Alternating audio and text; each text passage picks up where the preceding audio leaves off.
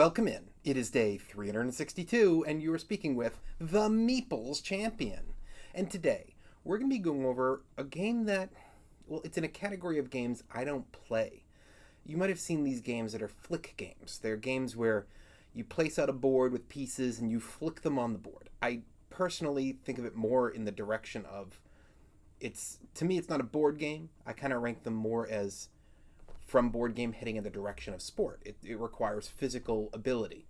However, I do recognize that a lot of people consider this to be a board game category, and therefore it would be very jerkish of me not to include it.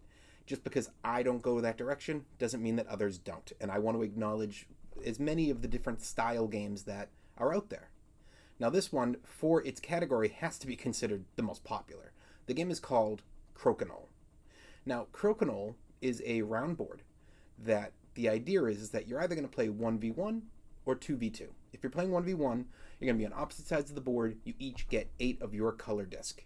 If you're playing 2v2, you and your partner are opposite on the board, the other two are the other sides, and you each get 6 colors of your disc. Now, we're going to use the 1v1 as our example.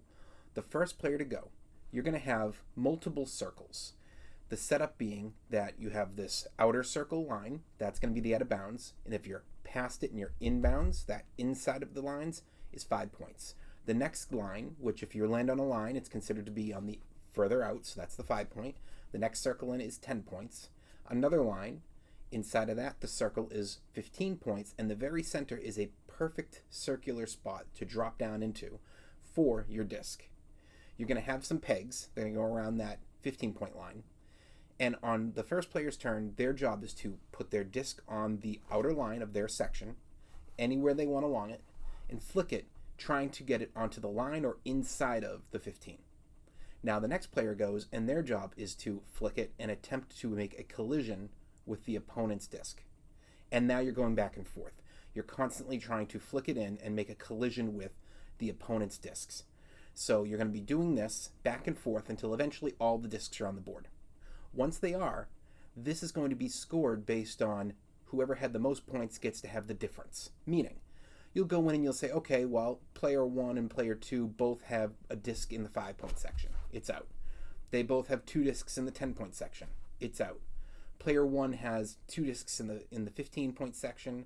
Player 2 has 1 disc. 1 disc of each is removed. Player 2 has a disc in the 20-point section.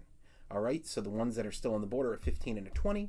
You minus the 15 from the 20, that's 5 points. Player 2 would get 5 points for the round. That would finish the round.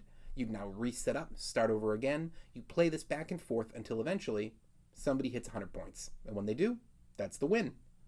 Well, that's the basics of the game. This is a very competitive game. Again, it's one of those games that, for instance, I went to PAX East this year, and I hadn't played it at the time, but I considered it because there was a massive section of Crokinole.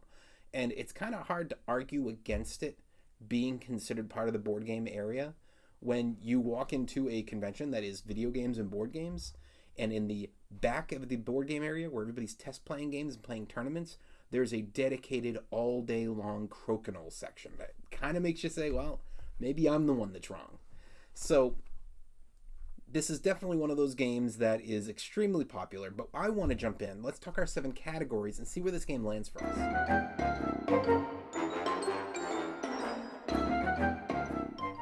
When it comes to the art, I don't find the art of the board or the box to be anything special. Most of the time, this doesn't even come with a box. You might go and find an actual commercial version, but a lot of people are going to buy or make their own, actually. I do know of people who've gone, and if they have the wood skills, will make their own Crokinole board. At the same time, though, those of you who want to go buy it, it's very simple. It's a box that just has the shot of the board on the front of it. As many of you know, to me, I don't consider that to truly be art for the game. It's not helping to sell the game. The game itself, it's just, there's nothing really special. It's a wooden board. It's got some lines on it. It's got some pegs on it. You've got your pieces. To me, there is no real art grabbing you here. It's got to be a thumbs down.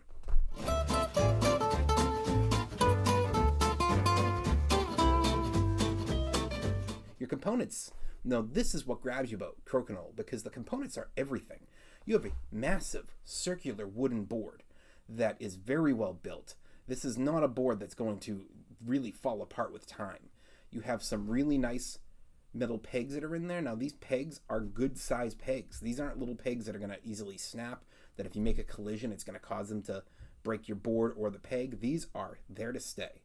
And then you have your Crokinole discs, which are a good heavy disc. These aren't going to be one of those things that you hit it too hard against the side and all of a sudden it cracks. To me, they went all out on the components because that's the entirety of this game. If you're playing a flicking game, you better have put your money into the components and make sure they're going to last, because this, unlike other games, is going to truly take a beating.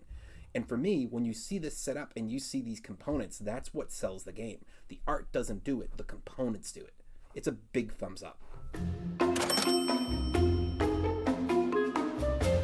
Your price. Crokinole is not a game you're going to find very often in a store. You might see it once in a while, but I'd have to say on average, it's less than 1 out of 5 stores. You're never going to see this at a Target or at a Barnes & Noble. You'll find it online, and you might find it at conventions. And it's going to be expensive. You're probably going to have to pay $100 for a Crokinole board. The thing is that Crokinole can be played 2-player or 4-player. And with Crokinole, it's less of a board game where there's loads and loads of rules. You're getting a little bit more into almost a bar game. You know, when you go with a friend and you have a night out and you shoot pool, you play darts, you go bowling. These are simplistic games that you can be competitive in that, yeah, you may not be great at them, but you can play them. Not many people can simply just not throw a dart or simply not shoot with a pool stick or can't throw a bowling ball.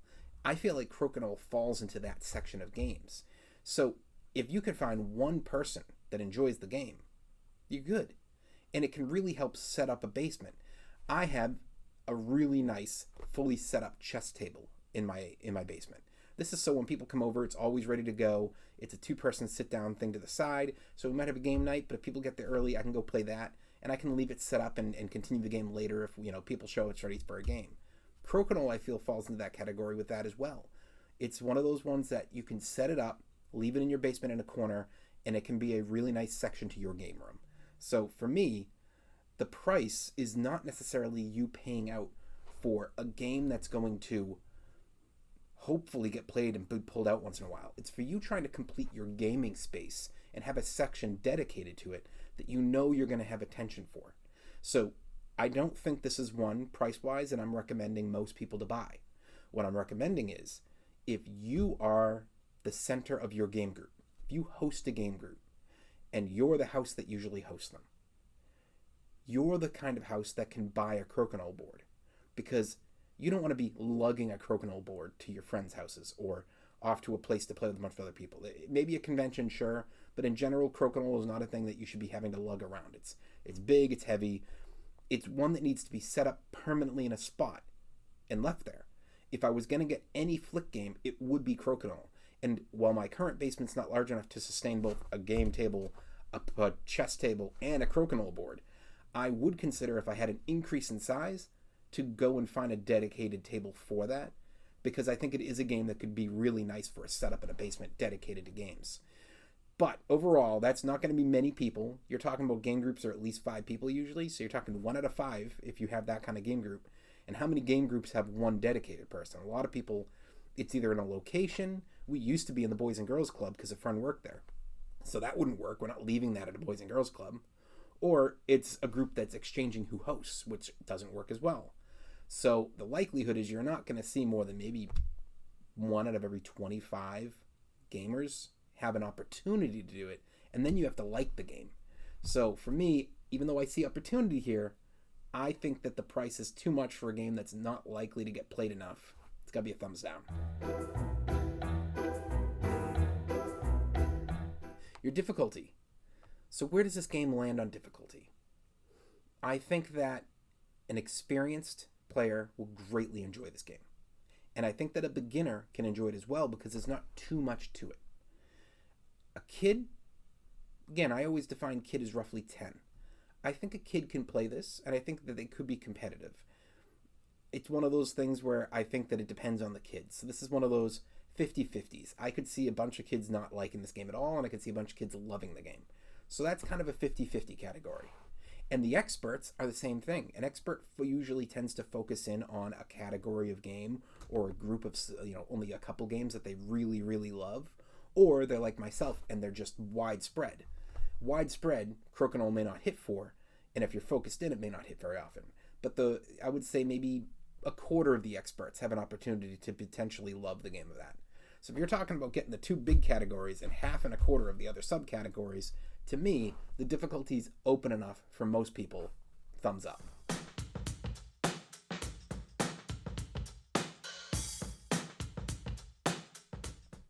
Replayability. So there's so many ways to play. You could play 1-on-1, you could play 2-on-2. You could play by the official rules, which is first to 100, or you could just play around and say who wins the round.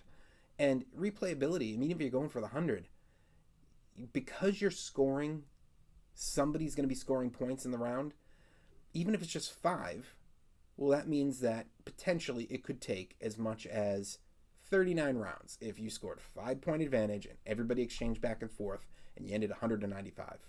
But in general, I think that this game is more likely to be going in that section of probably about 10 or less rounds, because you're probably going to get a 15, 20-point round, and all you need to have is 3 or 4 of those, and you're likely going to be right there in rounds 5 or 6 to win.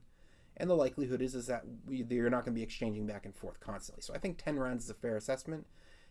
This game's probably going to take you about under an hour, maybe even as low as 30 minutes sometimes. So for me, I think the replayability has an opportunity there for back-to-back games. But I can understand this not being one of those kind of games. But I could see this being a game that has one of two big possibilities. One is, just like my chess table, it's set up, you and your partner or your friend or whatever it may be get together and you're playing this game on a regular daily or weekly basis. Definitely see that. The other one is tournaments. Having a bunch of people come over and saying, hey, we're going to set up the Crokinole board. We're going to do tournament style. And while everybody else is playing watching a TV show or eating lunch or whatever it is, we're gonna run through and do tournaments. The Crokinole is one of those games that has tournament capability way more than other games, and I think the replayability is massively there for the big players who have the group for that, and for the lower players who just have a game that they can play with 1 or 3 other people. So for me, replayability is there. Thumbs up.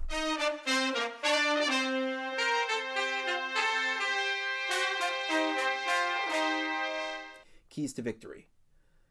This is where it gets more complicated, because are there truly keys to victory? You need to score more points than your opponent. So how are you going to do that? Are you going to target the 5 in the 10-point section for the guarantee? You can't, because you have to collide with an opponent's piece. Now, you could be forcing an opponent's piece onto another side of the board that's in that section so you can make simple hits. You could also be trying to target to get into the center, into the 15, or you could be trying to target to just knock your opponent off the board. If you at any point cause your opponent to collide with the side, or if their piece stops and it's on the line for the outside, it's removed from the board completely and it's considered to be out of play now. So you could force points off the board that way. So there are what I would actually rank as routes to victory, because it's all the same concept. You're still doing the flick. You still have to make the collision. It's just up to targeting which thing that your opponent's left out to be hit to go after. But if you do that, you're also potentially leaving opportunity for your opponent to have an easy hit as well. So I see the routes. I just don't see many keys. It's not like you truly have a lot of choice. You have a line you have to shoot from. You have to collide with an opponent. And it's not like you get to simply choose where it's going to end up. You can try your best for aim, but that's up to skill. And when it comes to skill truly coming into play, it hurts keys. So for me, while I see that this game is not simply going to play itself, I think it's a skill game, not a keys or routes to victory game. It's got to be a thumbs down.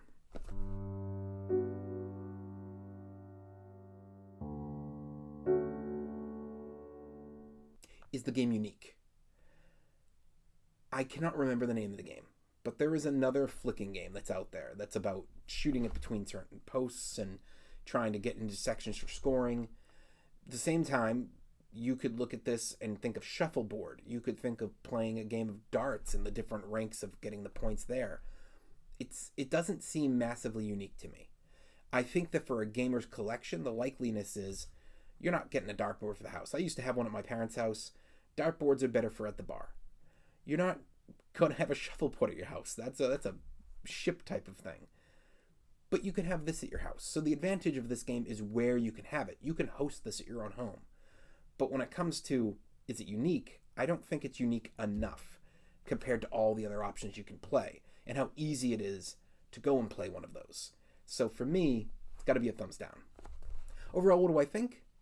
I think for a flicking game, this one has impressed me. I actually would consider to pick this up at some point if I had more space. And it's one that I think you should give a try. It's not a game that I think is going to blow most people away, but I think it's a game that's going to give you opportunity to have just a little bit of a more open range of your gaming style. And I think a lot of people can enjoy the competition that's there. Again, go to a bar, play with darts, play with a game of pool. You know, there's so many of these a little bit of skill involved type games, but they're not that big. They're on a board. You know, you don't like to think about it, but pool is on a board. Darts is on a board. It's just these boards are designed in a way that feels bigger than that. And that's what Crokinole is as well. So I think it's worth a try. It just may not be worth the money to buy it. Hopefully you can find somebody else that already has one. Well, it has been day 362, and we've been speaking about the game Crokinole. And you've been speaking to the Meeple's champion. Like, share, subscribe, and check down below in the description where I'll be adding in an Amazon link in case you want to get this game for your collection. And don't forget to check me out on Board Game Arena under the Meeple's champion. You can send me over a friend request, a game request. I'm on a couple times a day. Until next time, I'll talk to you tomorrow.